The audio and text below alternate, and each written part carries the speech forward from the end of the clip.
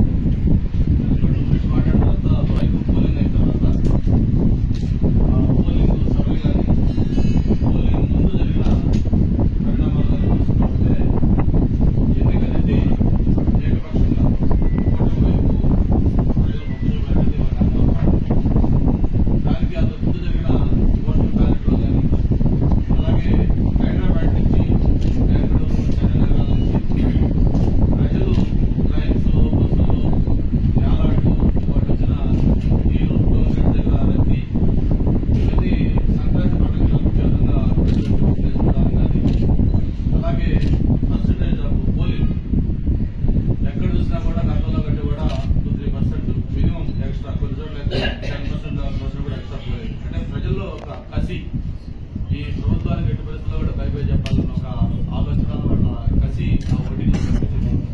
వీటన్నిటితోటి అంతేకాకుండా మనం పోలింగ్ అయిన తర్వాత కూడా 170 కాన్స్టిట్యూన్సీలో మరి చంద్రబాబు నాయుడు గారు, పవన్ కళ్యాణ్ గారు, అలాగే ప్రొఫెసర్ గారి ఆదేశాల మేరకు మొత్తం రివ్యూలు కూడా చేసుకుంటే బూత్ వైజ్ కూడా అనాలిసిస్ ఎక్కడ చూసినా కూడా ఒక పాజిటివ్ వేవ్ కూటమికి కనిపించిన విషయం మనం చూస్తాం.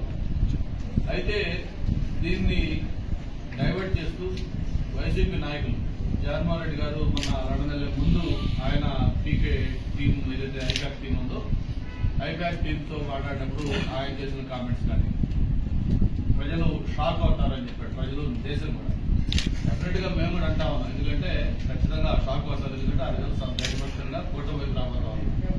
ప్రజలు దేశంతో పాటు జగన్మోహన్ రెడ్డి కూడా డైరెక్ట్ గా షాక్ అవుతాడు. ఎందుకంటే ఆయన ఊహించిన విధంగా ఫలితాలు రాబోతా ఉన్నారు. దాంతోపాటు ప్రత్యేకించి విశాఖపట్నంలో వైవి సుబ్బారెడ్డి గారు కానీ మరి అలాగే బొత్స సత్యనారాయణ గారు కానీ గత 7 రోజులుగా వాళ్ళు ఆడుతున్న మైండ్ గేమ్ చూస్తే చాలా నవ్వు వస్తా ఉంది మాకు.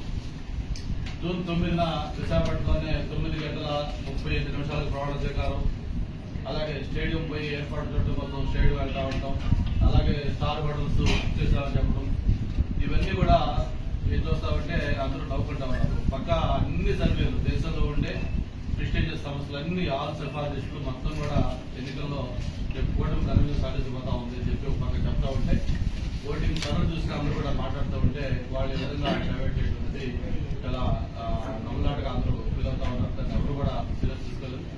చాలా చోట్ల అయితే క్యాడర్లు ఆల్రెడీ దాని మీద వాళ్ళు చేతులు ఎత్తేసేసి వాళ్ళ నాయకులు కూడా వైరల్ అయింది. ఒక ఈవీఎం మిషన్ డైరెక్ట్ గా క్యాండిడేట్ బూత్ లో వెళ్ళి ఎంత ఓపెన్ గా అతను దాన్ని ధ్వంసం చేస్తున్నాడంటే అది వాళ్ళ ఫ్రస్ట్రేషన్, వైసీపీ నాయకులు క్యాండిడేట్లకి ఆ ఫ్రస్ట్రేషన్ క్లియర్ గా కనిపిస్తా ఉంది. మరి దీని మీద ఈసీ కూడా ఖచ్చితంగా చర్యలు తీసుకుంటుంది. పోస్ట్ పోలింగ్ కూడా తాడిపత్రి కావచ్చు, పల్నాడు కావచ్చు, లేకపోతే మిగతా రాయలసీమలో కొన్ని ప్రాంతాలు కావచ్చు.